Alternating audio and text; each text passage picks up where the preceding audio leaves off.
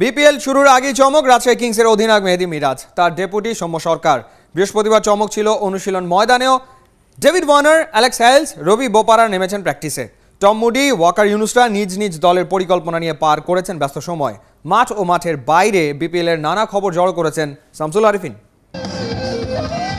রাজশাহীর ব্যতিক্রমী আয়োজন, জার্সি চিনিয়ে দেওয়ার অনুষ্ঠান হাতির ঝিলে। চমক জার্সিতে নয়, ওদের নেতা নির্বাচনে। মমিনুল হক, সৌম্য সরকার, মোহাম্মদ হাফিজদের টপকে ক্যাপ্টেন মেহেদী মিরাজ। বড় দায়িত্বে বুকের পাটায় জোর বেড়েছে মিরাজের, লক্ষ্য স্থির করেছেন। সবার স্বপ্ন থাকে যে ফাইনাল পর্যন্ত যাওয়ার, তারপরও আমাদের প্রথম স্টেপটা হলো সেকেন্ড রাউন্ডে ওঠাটা। সো আমাদের টার্গেট থাকবে সেকেন্ড রাউন্ডটা কোয়ালিফাই করার জন্য, এবং সেকেন্ড রাউন্ড যদি আমরা কোয়ালিফাই করতে পারি আল্লাহর অশেষ রহমতে, তাহলে ইনশাল্লাহ আমি মনে করি ইনশাল্লাহ আমরা ফাইনাল পর্যন্ত ইনশাল্লাহ যেতে পারবো। দেশিতে আস্থা রাজশাহী কিংসের, নামি বিদেশিতে সিলেট সিক্সার্স। ক্যাপ্টেন পরিচিতির অনুষ্ঠান করেছে সিলেট। আন্তর্জাতিক ক্রিকেট থেকে নির্বাসনে থাকা ডেভিড ওয়ার্নার বিপিএলে নিজেকে উজাড় করে দিতে মরিয়া। Getting the best out of myself and growing as a human being, but my most important thing was being a father at home and a husband. Now it's down to playing cricket again and making sure that I can get select sixes on top of the table. ঘরে বাইরের আয়োজন নয়, প্রস্তুতির মাঠে অসমান গুরুত্ব দলগুলোর। বৃহস্পতিবার মিরপুরে পালা করে অনুশীলন করেছে।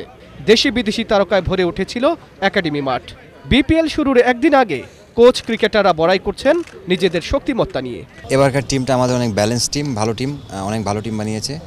আমরা যদি আমাদের নিজেদের নামের প্রতি সুবিচার করতে পারি, অবভিয়াসলি ভালো একটা কিছু সম্ভব হবে। আমাদের প্রিপারেশন হয়তো একটা দুইটা দিন আমরা প্রিপারেশন করেছি। আমার কাছে খুব ভালো, সবাই খুব হার্ডওয়ার্ক করতেছে, সবাই এখানে খুব সিরিয়াসলি প্র্যাকটিস করতেছে। তো আমার কাছে মনে হয় খুব ভালো একটা টিম হয়েছে। It's not an individual that's going to help win the tournament.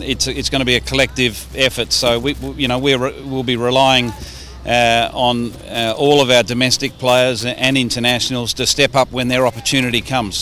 শনিবার বিপিএল শুরু। উদ্বোধনী দিনে দুই খেলা।